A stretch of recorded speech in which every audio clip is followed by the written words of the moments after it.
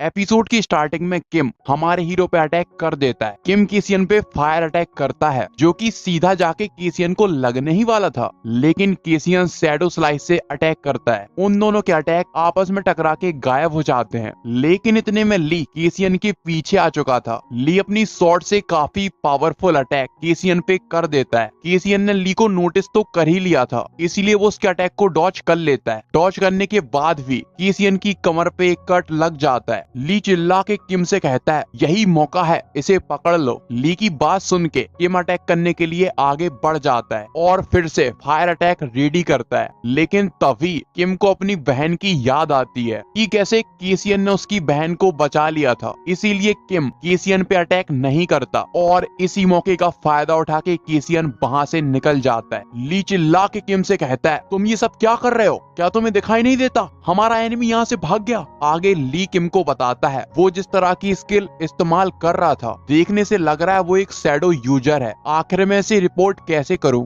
लेकिन किम के दिमाग में पता नहीं क्या चल रहा था। ली किम से कहता है लड़ाई के बीच में तुम्हें ज्यादा सोचना नहीं चाहिए। अब तुम यहाँ पे खड़े खड़े किसका वेट कर रहे हो, क्या तुम्हें अपनी बहन से मिलने के लिए नहीं जाना। दूसरी तरफ हॉस्पिटल के बाहर ब्लडरेन इंसानी फॉर्म में आ चुका था और उसकी हालत बहुत ज्यादा खराब थी। ब्लडरेन बताता है उसे बहुत ज्यादा प्यास लगी है और वो किसी का खून पीना चाहता है। तभी ब्लडरेन की नजर क्लब पे जाती है, जिसे देख के ब्लडरेन कहता है ये जगह तो मेरे लिए जन्नत है। क्लब के अंदर सारे के सारे लोग हंसी खुशी नाच रहे थे। इन बेचारों को क्या पता इनकी मौत बाहर से आ रही है। एक लड़की ब्लडरेन से कहती है तुम्हारी शर्ट पे खून लगा हुआ है, कहीं तुम घायल तो नहीं हो। ब्लडरेन उस लड़की को बताता है वो घायल नहीं है, बस उसे प्यास लगी है। इतना कहते ही ब्लडरेन अपने विलन के फॉर्म में आ जाता है। यहाँ ली को भी खबर मिल जाती है कि ब्लडरेन तबाही मचा रहा है, इसीलिए वो गाड़ी काफी स्पीड से चलाने लगता है। किम ली से पूछता है आखिर क्या हुआ, तुम इतनी ज्यादा टेंशन में क्यों हो। ली बताता है ब्लडरेन ये फिर से तबाही मचा रहा है। थोड़ी देर पहले ली और किम नायोन से मिलने के लिए गए थे। किम नायोन से पूछता है क्या तुम ठीक हो। नायोन किम को बताती है वो बिल्कुल ठीक है। फिर नायोन किम को बताती है उसी विलन ने मुझे फिर से बचा लिया। और यही सारी बातें किम के दिमाग में चल रही हैं। कहीं कोने में केसियन अपने घाव पे हाथ रख के खड़ा हुआ था। मोरोस केसियन को बताता है तुम बहुत ज्यादा लक्की हो, तुम्हें सीरियस इंजरी नहीं हुई, वरना काफी ज्यादा प्रॉब्लम हो जाती। लेकिन तुम जैसी हरकतें कर रहे थे तुम्हें देखने से लग नहीं रहा था कि तुम केसियन हो। जिस पे केसियन कहता है तुम्हारी इस बात का क्या मतलब है। मोरोस केसियन को बताता है जब भी तुम विलन्स के साथ फाइट करते हो तो तुम्हारा फाइट करने का अंदाज बहुत अलग होता है, लेकिन जब तुम उन दोनों से फाइट कर रहे थे तो तुम्हारे फाइट करने का अंदाज बहुत अलग था। थोड़ी देर सोचने के बाद किम कहता है मैं तुम्हारी बात समझ गया, आगे से ऐसा कभी नहीं होगा, क्योंकि मुझे विलन से फाइट तो करनी ही है, लेकिन उसके अलावा साइकर्स भी हैं जो कि मेरे दुश्मन हैं। मोरोस केसियन को बताता है तुम्हारा घाव पूरी तरह से हील हो चुका है। तभी ड्राइवर का ट्रैकर एक्टिवेट हो जाता है। ड्राइवर ने फिर से केसियन को ब्लडरेन की लोकेशन दे दी है। यहाँ क्लब के अंदर चिल्लाने की आवाजें आ रही थी और चारों तरफ इंसानों की लाशें बिखरी हुई थी।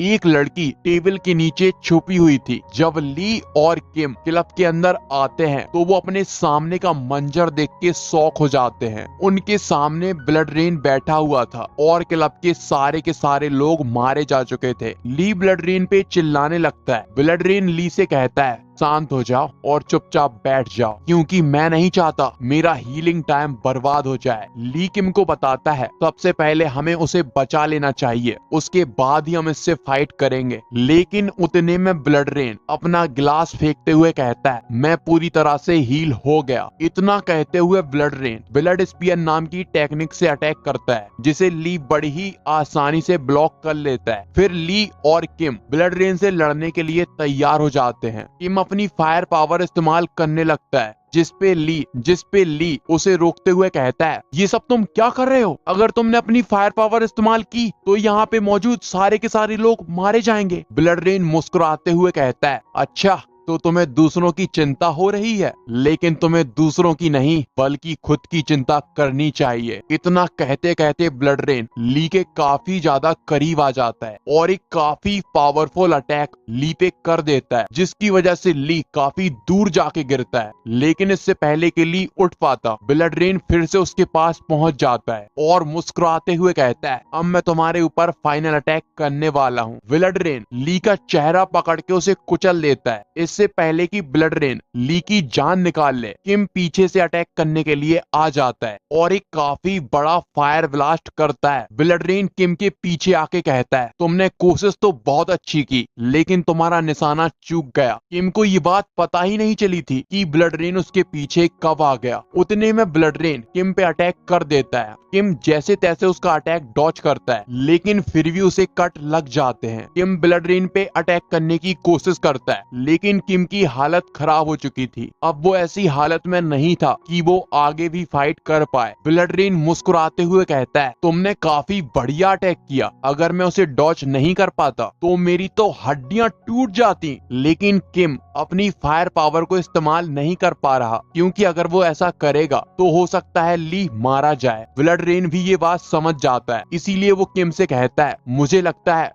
तुम इन लोगों की वजह से अपनी पावर छुपा रहे हो। और हाँ नायोन किम, वो तुम्हारी बहन है ना, मैंने उसे देखा है। तुम्हारी बहन के अंदर काफी ज्यादा हिम्मत है। वो जो विलन मेरे पीछे पड़ा हुआ है, उसने मुझे भरोसा दिला दिया कि वो उसका भाई है, जबकि उसने मुझसे झूठ बोला था, तो मैं उसको सजा तो जरूर दूंगा। तभी किम खड़ा होके कहता है, बस बहुत हो गया, ये तुम्हारे आखिरी शब्द हैं जो तुमने बोल लिए। ब्लड रेन मुस्कुराते हुए मन ही मन कहता है, ये मेरे ट्रैप में फंस गया। अब मुझे एक काफी स्ट्रॉन्ग साइकर का ब्लड मिल जाएगा, क्या पता मुझे इसके ब्लड से फायदा हो जाए। इतना सोचने के बाद ब्लड रेन किम से कहता है, तुम कुछ ज्यादा ही बोलते हो बच्चे, चलो मैं तुम्हारी इच्छा पूरी कर देता हूँ, मरने की। ब्लड रेन और किम बिल्डिंग के बाहर आ जाते हैं। ब्लड रेन किम से कहता है, यहाँ पे कोई भी नहीं है और तुम अपनी पूरी पावर इस्तेमाल कर पाओगे। ब्लड रेन बस किम के साथ खेलना चाहता है और उसके साथ मन मर्जी फाइट करना चाहता है, इसीलिए वो किम को उकसा रहा है। किम अपनी फायर पावर को एक्टिवेट करते हुए कहता है, तुमने मुझे यहाँ पे लाके बहुत बड़ी गलती कर दी और ये गलती तुम्हारी जिंदगी की आखिरी गलती होगी। इतना कह के किम ब्लड रेन पे अटैक कर देता है, लेकिन ब्लड रेन फाइट को काफी ज्यादा एंजॉय कर रहा है और उसे कोई भी फर्क नहीं पड़ रहा। आगे ब्लड रेन किम को उठा के फेंक देता है और उसके साथ लगातार फाइट किए जा रहा है। यहाँ हमारा केसियन जब क्लब के अंदर पहुँचता है तो वहाँ पे कोई भी नहीं था, बस वही खूनी मंजर जो कि चारों तरफ फैला हुआ है उसकी आंखों के सामने था। तभी केसियन की नजर ली पे पड़ती है, जिसे चेक करने के लिए केसियन जाता है। मोरोस केसियन को बताता है ये अभी भी जिंदा है। केसियन यहाँ वहाँ देखते हुए कहता है, अगर ये यहाँ पे है तो पक्का किम भी यहीं कहीं होगा। तभी मोरोस का ध्यान तलवार की तरफ जाता है। मोरोस केसियन से कहता है, जरा इस तरफ तो देखो। केसियन मोरोस से पूछता है,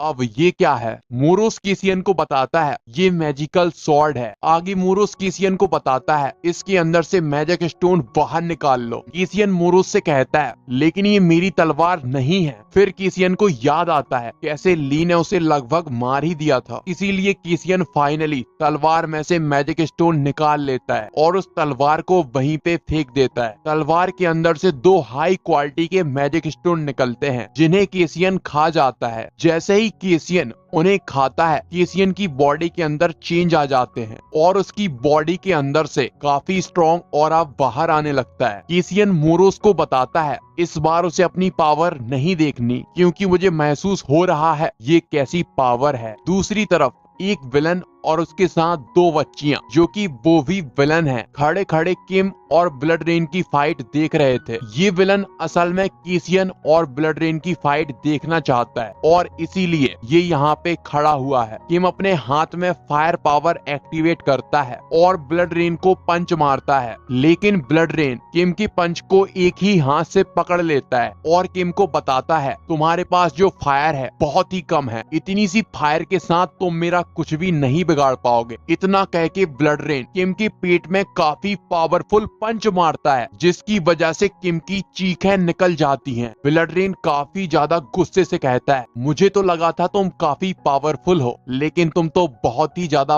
वीक निकले। तुम्हारी कमजोरी की वजह से आज तुम मारे जाओगे और मेरी बॉडी का एक पार्ट बन जाओगे। उतने में केसियन ब्लड रेन के पीछे आ चुका था। केसियन वहां पे आके ब्लड रेन से कहता है, तुम्हें जितना भी तमाशा करना था तुमने कर लिया, अब तुम्हारा शो खत्म। ब्लड रेन मुस्कुराते हुए कहता है, नाली के कीड़े, तू हर बार मेरे रास्ते में आ जाता है। केसियन ब्लड रेन से कहता है, तू इसी नाली के कीड़े से 2 बार हार चुका है, फिर भी तुझे लगता है मैं नाली का कीड़ा हूँ। ब्लड रेन केसियन को बताता है, वो बात पहले की थी और अब बात अलग है। अब मैं पूरी तरह से बदल चुका हूँ। मैंने क्लब के अंदर जिन लोगों को मारा उनसे मुझे बहुत ज्यादा पावर मिल चुकी है और मेरी असली ताकत अवेकन हो गई है। अभी मेरी बॉडी के अंदर जितनी पावर है, इतनी पावर के होते हुए तो एक एस क्लास का साइकर भी मुझे नहीं हरा सकता। चलो अब तुम मेरी पावर का सामना करो। किम ब्लड रेन की पावर को देख के मन ही मन कहता है, जब ये मुझसे फाइट कर रहा था तो ये अपनी पूरी पावर इस्तेमाल नहीं कर रहा था। एक बार फिर से ब्लड रेन ब्लड स्पीयर का इस्तेमाल करता है और केसियन पे अटैक कर देता है। केसियन अपने हाथ को सामने लाके उसके अटैक को ब्लॉक करने की कोशिश करता है और ब्लॉक कर भी लेता है, लेकिन ब्लड रेन का प्लान तो ये था कि वो केसियन को पकड़ लेगा, जिसमें वो कामयाब भी हो गया। ब्लड रेन मुस्कुराते हुए केसियन की गर्दन काटने की कोशिश करता है, लेकिन केसियन उसके चंगुल से निकल के उसके पीछे आ चुका था। ब्लड रेन फिर से केसियन पे अटैक करने की कोशिश करता है, लेकिन केसियन उसका अटैक आसानी से डॉच कर लेता है। फिर केसियन ब्लड रेन के मुंह पे काफी पावरफुल पंच मारता है और फिर उसके पेट में काफी पावरफुल किक मारता है। केसियन ब्लड रेन से कहता है, मैं तो तुम्हारी डिवाइन पावर देखना चाहता हूँ, मुझे अपनी पावर दिखाओ। इतना कह के केसियन ब्लड रेन को फिर से मारता है, जिसकी वजह से ब्लड रेन उड़ता हुआ पीछे जाके गिरता है। केसियन की इतनी ज्यादा डरावनी पावर को देख के ये मन कहता है, तो क्या ये जब मुझसे फाइट कर रहा था